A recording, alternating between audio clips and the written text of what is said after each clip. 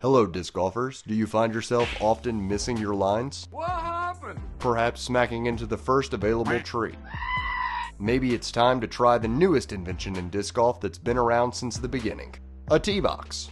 A Teebox? Not that kind of Teebox, you sad, strange little man. We're talking about a disc golf Teebox. Warning, this product is recommended for everyone. Side effects may include an increase in birdies and decrease in bogies. Check with your local course pro before using.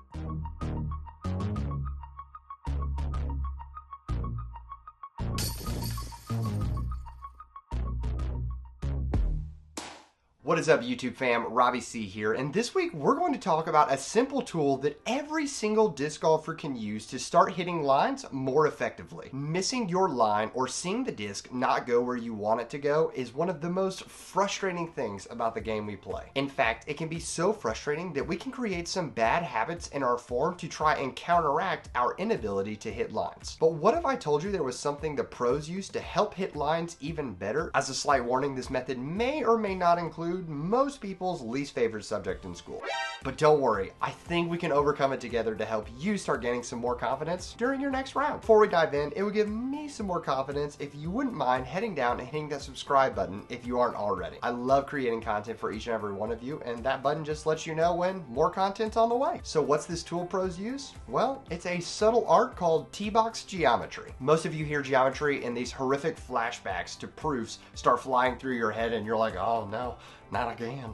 I thought I was past those days. Don't worry, the only thing we're going to prove here is how simple it is for you to start hitting some lines using Teebox geometry. But before I can prove to you how effective Teebox geometry is, I have to show you the common problem that most of us have when it comes to using a Teebox. I'm going to apologize because a lot of my examples today are going to pertain to right-handed players. But don't worry, in the bottom left corner, you're going to see my left-handed translation guide. I know that left-handed people are the only ones in their right minds. For most players, when we step up on a tee box, no matter what type of shot we're trying to throw, we usually start in the back right corner of the box when throwing backhands, and we make our way up to the front left corner. This happens when we're trying to throw big hyzer shots, big and hyzer turnovers, or even straight shots. Our body is moving in the same direction no matter what type of shot we're trying to make. This may not feel incredibly detrimental while we're out in an open field, but as soon as we find ourselves in the woods trying to hit some tighter gaps, it can become so devastating to our game trying to throw a disc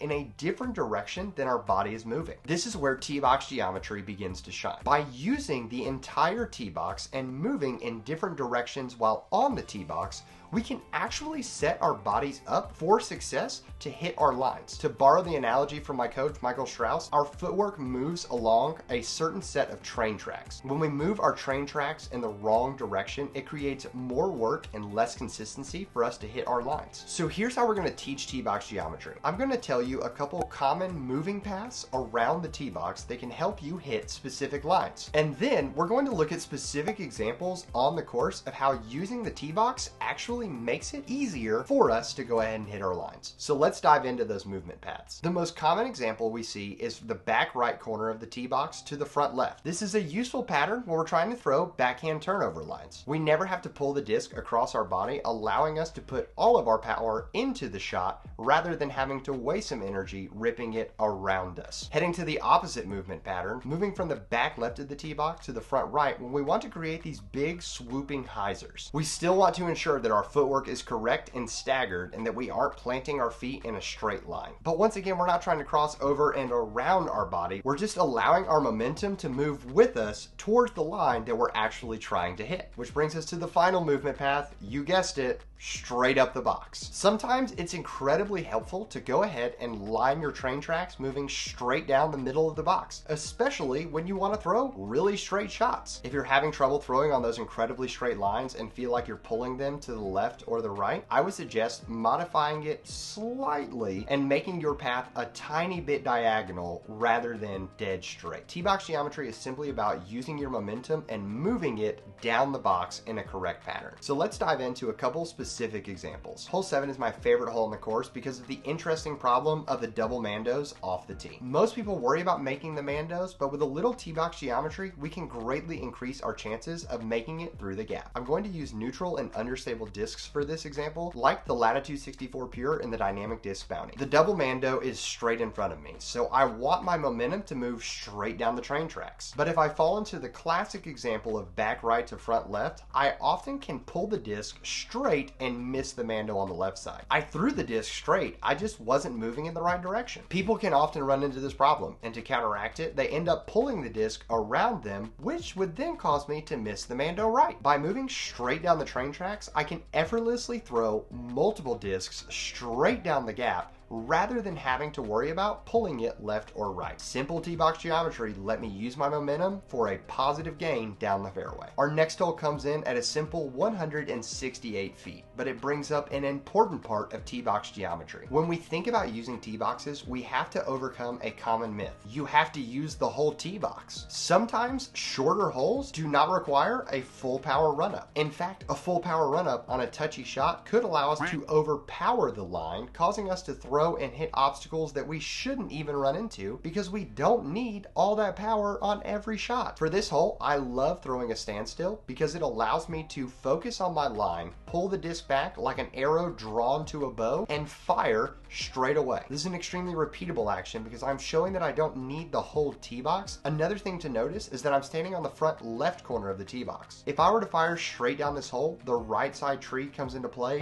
very quickly. But by moving to the upper left corner, I'm actually able to better see the gap, and I'm faced at a wider point of the gap by adjusting where I stand on the box. These slight adjustments exist on holes all the time. We just need to explore the entire tee box to see what lines are presented and available to us using Teebox geometry. And don't worry for all you sidearm fans out there. Teebox geometry applies to forehands just as well. Hole 15 is a tight wooded tunnel that gives people so many problems during their rounds as they're trying to approach how they can best hit this line. The Teebox actually points you at the right wall of the fairway. If you were to throw an extremely straight shot following the Teebox, you would throw it straight into a wall. Because of this, people overcorrect and they aim the disc left, causing them to rip the disc into the left wall. So how do we solve this issue? We're going to use Teebox geometry and put ourselves on the right side of the tee box, moving to the center, not the far left side of the tee box. This allows me to throw a straight forehand while using Teebox geometry to align my body and momentum on the correct path for the disc to fly. These are just a few examples of using Teebox geometry to tackle a course and gain an advantage in hitting your lines. And I'm sure there are tee boxes on your courses that using proper Teebox geometry